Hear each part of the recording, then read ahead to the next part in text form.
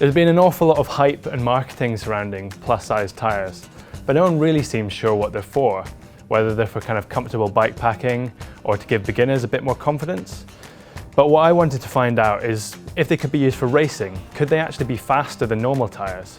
So I thought to myself, why not get a 650B Plus bike, get a pair of wheels, one 650B Plus and one 29, and see which goes fastest. I got myself this Specialized Stump Jumper 6 Fatty. I also got some new wheels from DT Swiss. That way I can have the same hub and the same spokes, but with a different rim for each wheel. I've used a 40mm rim for the 27 Plus and a 30mm rim for the 29-inch wheels. It's possible to test both wheels in the same bike because a 650B Plus wheel with a 3-inch tyre is about the same outer diameter as a 29-inch wheel with a 2.3, although the 29-inch wheels did raise the bottom bracket by about 4mm. For the 650B Plus wheels, we stuck with the same 3-inch Purgatory and ground control tyres throughout testing. We compared these to 3 different combinations of 29-inch by 2.3-inch tyres. First of all, we wanted to compare our 3-inch Purgatory and ground control tyres to their 29 by 2.3-inch equivalents. We also used a specialised Butcher and Slaughter grid combination for more comparable weight and grip levels. Finally, we tested against a 29-inch Maxxis Minion DHF, a race-proven classic.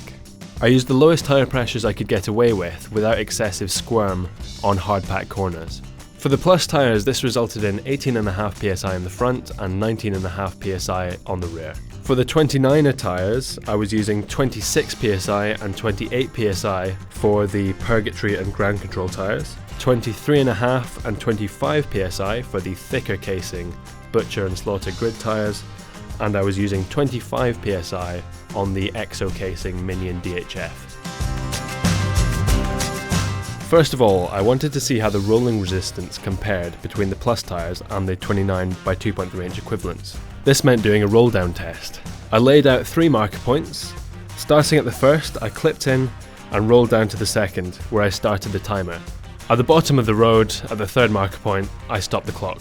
I repeated this 5 times on each tyre, and I was surprised to find that the Plus tyres were actually faster on this surface. I also tried this test on tarmac, and here the Plus tyres were actually slower than the 29er tyres. It seems that the bumpy and soft ground of the fire road was allowing the Plus tyres to carry more speed. So this is not the result I expected, which is part of the reason why I repeated it 5 times for each set of wheels rather than 3 times. But consistently, these were faster in that rolling resistance test. If you're asking the question, do Plus tyres roll slower? It depends on what tyres you're comparing them to and what terrain you're testing them over. So the boring stuff over, I wanted to find some interesting trails, something mostly downhill, a bit like in an Enduro race, and see what was fastest.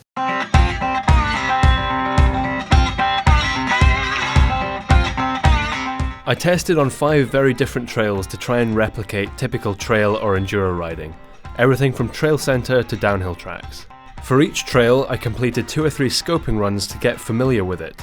Then I did up to 3 timed runs per wheel set, swapping wheels between each run to cancel out the effects of fatigue or familiarisation with the trail. I started in the same gear each time and tried to hit the same lines every run to keep things as controlled as possible. The first trail was rooty and a little muddy, with a small climb in the middle. For this, I tested the Plus tyres against their 2.3-inch counterparts, that's the Purgatory and ground control tyres. Over a total of 6 runs of this trail, which was about 1 minute 45 in length, I was on average 2.7 seconds faster on the Plus tyres. That works out to about 1.5 seconds per minute. The bigger tyres were far more planted and less fiddly to handle over the random rooty ground, and appeared to slow down less over the bumps. Despite the extra heft, they carried more speed here. The second trail was less technical, a trail centre descent with a pitted, bumpy surface and plenty of bermed corners. This was much longer, so I only did 2 runs on the Plus tyres and took an average, then completed just 1 run on the 2.3-inch Purgatory and ground control tyres, and 1 run on the grippier but draggier Butcher Slaughter pairing. My average time on the Plus tyres was 2 minutes 56.7. I was 2.1 seconds slower on the 2.3-inch equivalents of those tyres. This is not statistically significant, especially since I only did 1 run on the skinnier wheels. However, the beefier Butcher and Slaughter combination was significantly slower, just over 10 seconds behind the Plus-tyres. Trail 3 was a succession of muddy ruts and corners. The grippier Butcher and Slaughter tyres represent the 29er option here. I was able to complete 3 runs on each wheel set, swapping wheels between each run. Remarkably, all 6 runs took between 32.0 and 32.8 seconds to complete. The Plus tyres were actually slightly quicker here on average, but by less than 0.2 of a second. There was a lot of overlap between the times on each wheel size, so all we can say for sure is that they were about the same here. There was no statistically significant difference between the 2 tyre sizes. The 4th trail was a rooty downhill track consisting of some muddy turns, matted roots and off-camber lines. Once again, I was able to complete 6 runs, swapping wheels in between, and the beefier Butcher and Slaughter tyres were used in a bid to maximise the capability of the 29-inch wheels. Here, the Plus tyres were faster every time around. In fact, the fastest run of the 2.3-inch rubber was over 2 seconds slower than the slowest run on the Plus tyres. On average, there was 4.8 seconds separating them, which works out to 2.1 seconds per minute. Quite a significant difference. For the final test, I headed to Bike Park Wales to ride a rocky black run, known as 50 Shades of Black. Here I swapped out the Butcher for a 2.3 Minion DHF and stuck with a Slaughter on the rear for better rolling resistance. After doing 3 scoping runs, I could only complete 2 timed runs on each wheel set.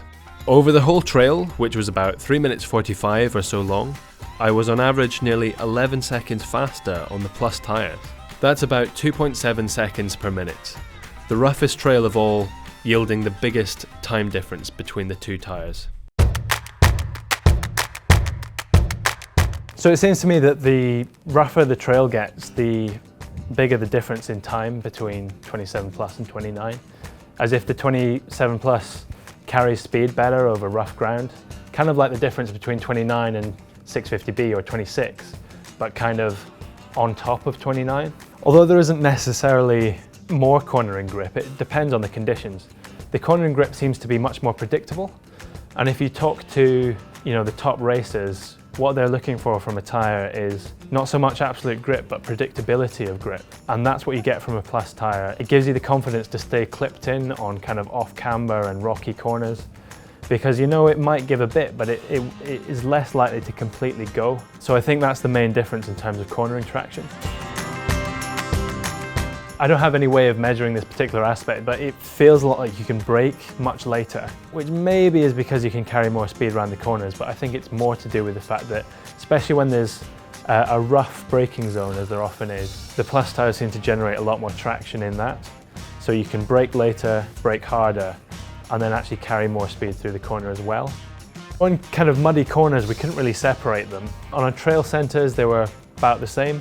But when things get rough, the bigger tyres seem to just carry a lot more speed. Even if they felt sort of similar, it was always quite surprising getting to the bottom of the run and seeing what the time actually was. On flat ground, the big soft tyres could sort of be described as feeling a bit lazy, but laziness is sort of synonymous with stable and calm and predictable. And when the conditions got choppy, when there's off-camber lines, loose rocks everywhere, fast corners, that calmness gives you the confidence to just ride a bit faster. Having said that, these Plus tyres do give a slightly lower bottom bracket than the 29 tyres. It's only about 4 mil, which really isn't much, but the tyres themselves have a little bit of sag just because they're softer. So in reality, when you're riding the bike, the bottom bracket height difference is going to be even more than that. So that could account for it to some extent. If you had this bike with a lower bottom bracket, that might make up the difference just a little bit to some extent. Also, for my tastes, the geometry on this bike is a little bit short, a little bit twitchy for my personal preference. It comes with a 60mm stem. I would have liked to go on shorter, but it really felt too cramped if I did. I wonder if the bike's geometry was longer, slacker, longer chainstay, lower bottom bracket.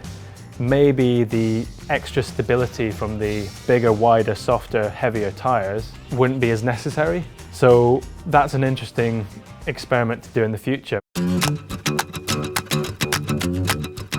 On the other hand, for me, on this bike, on those 5 trails that I tested it on, These Plus tyres were on average significantly faster, and that really surprised me. I mean, maybe I could have imagined that they would have been faster, but I didn't think they would be so much faster.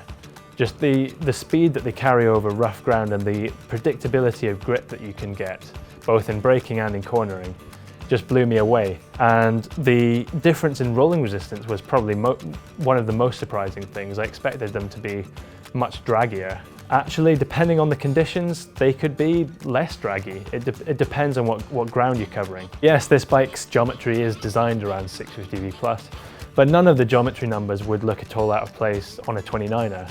I mean, a 433mm bottom bracket height with the 29-inch wheels, that's by no means high.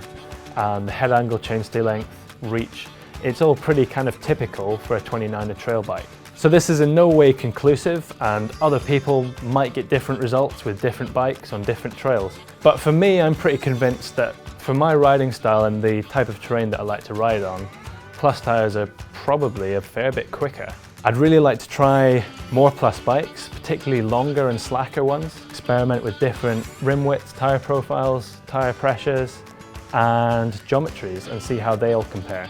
I'm going to be racing a few different Enduro races this year, and I'm definitely going to be having a go at least some of them on a Plus bike.